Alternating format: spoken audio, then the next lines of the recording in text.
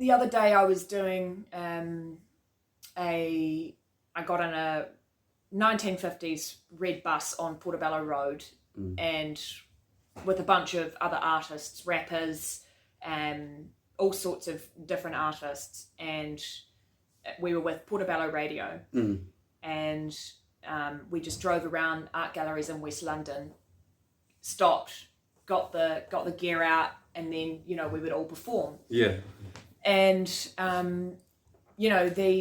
so rap isn't something, rap or like grime or anything, that's not something that I've grown up around. It's very big here, and for me, when I see that, I'm like, oh my goodness, you just put us all to shame with your lyricism. It's I can't understand how people do that. Yeah. It's a talent and a definitely skill a talent. that I just could never do.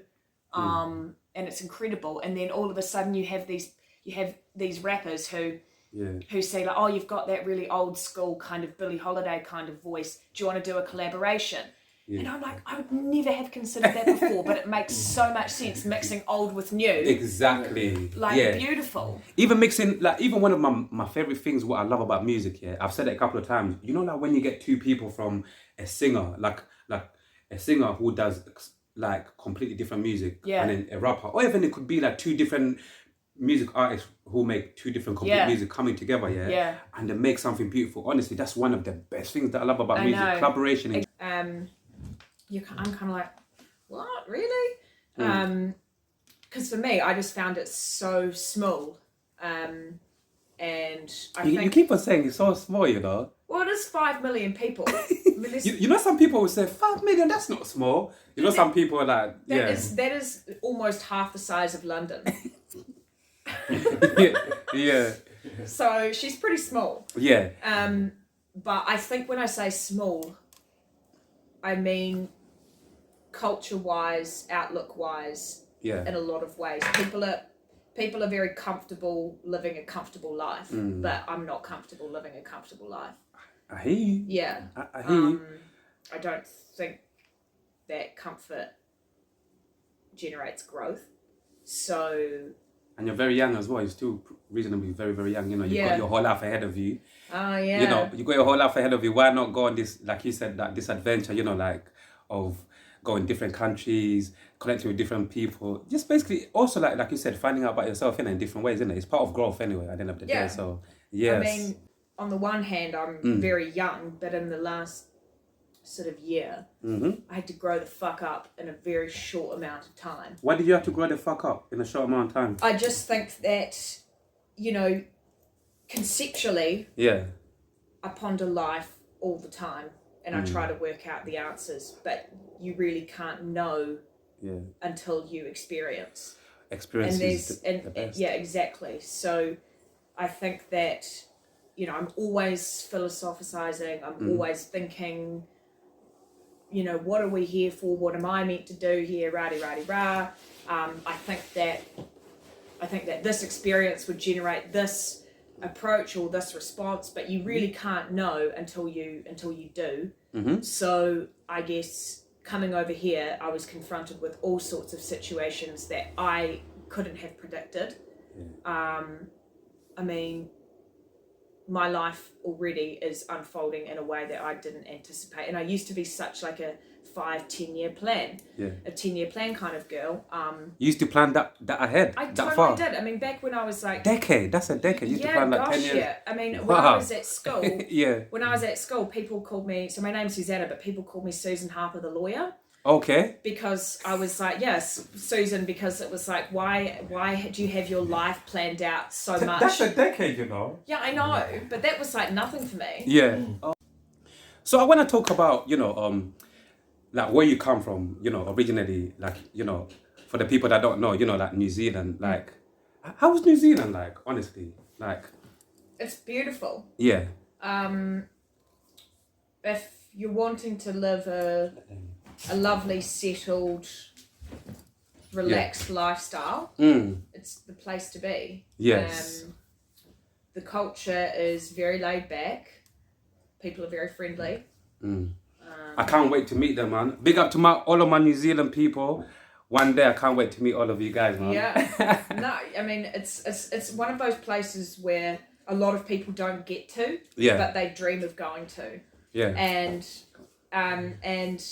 I think that it was interesting to me coming overseas. Yes. Moving to Paris, people being like, "Oh, where are you from?" Yes.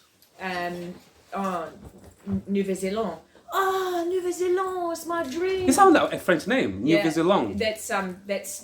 That's French for New Zealand. Oh, so when you I was about to say that something you like to do, like collaborate with to collaborate with different genres. people. I can't get there by myself, and I think that that's something that a lot of people forget.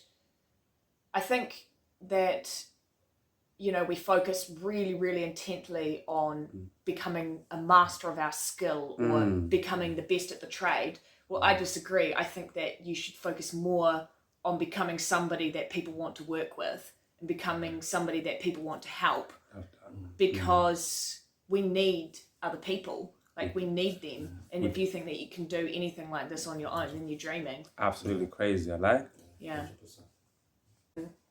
I wrote a song, I think, about maybe 2 years ago now. And as I said, you know when it's good when it just happens. It just I can't explain it. It's like a spiritual feeling. It just happens. It just evolves naturally. Yeah. And there's barely any effort in it, in creating it. It just happens. And the best ones are where you do music and lyrics together at the same time, and it just happens like that. Because other times when you're like, okay, well, I need to write a song, so I've got these lyrics that I wrote ages ago. Now I'm going to think of some music that might fit, and you can sort of more. You can sort of academically create a song. That's what I would say. You can turn it into an academic exercise or an intellectual exercise, and you can create something, but it's a little bit more sterile, if that makes sense. You can still make some good stuff, but it's not your best. Your best stuff is when it just happens. It just happens. I was just lying in bed, and it could come from a thought, just a single thought or a line or something profound that I've thought about, even stuff that other people have said. I've got my phone notes are just filled with things, profound things that people have said. Yeah, we fill up those phone notes. We fill them up for sure. All the time. Like, oh my God, that is going to be such a good song lyric. And then all of a sudden, you just get a feeling, and you just jump up, and you get that sort of adrenaline or that dopamine hit. Yeah. Chase it. You're making me want to go to the studio now and just go and just vibe. It makes me feel like I've got a bit more permission to express the genres of music that I love. So, for example, all of my idols are like African American, sort of 1950s, 60s jazz musicians. I love African music. I just think that there is no purer sound. Yeah, the salt in it coming. Crazy. It's just salt. It's the salt in the soil. Yeah. And it's, you know, I love it, but there's obviously there's limits to what I can do. And I would but at the same time, I want to bring these influences into my own music. So how do I do that? Well, I bring in people. I bring in the guitar wanna be played. The guitar like, yo, are you gonna play me like? You know, sometimes the energy is happening like that. It's like I know. I do a lot with my hands. But I can bring people in. Yeah. And in the UK, I've got access to people who, you know, this is their roots. This is their grounding.